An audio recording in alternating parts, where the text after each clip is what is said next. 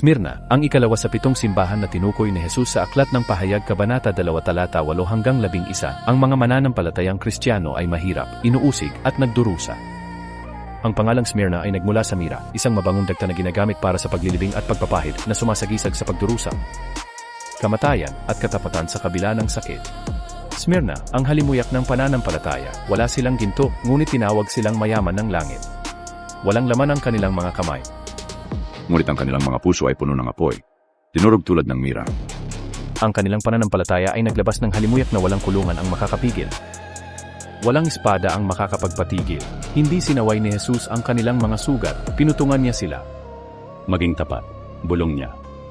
Hanggang sa kamatayan. At sumagot si Smyrna ng may pagmamahal.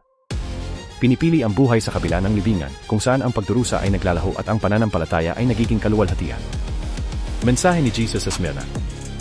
Hindi tulad ng karamihan sa mga simbahan, ang Smyrna ay hindi nakatanggap ng anumang saway, kundi puro pagkikayat lamang. Nagbabala si Jesus ng 10 araw ng pag-uusig na sumisimbolo sa limitadong pagdurusa.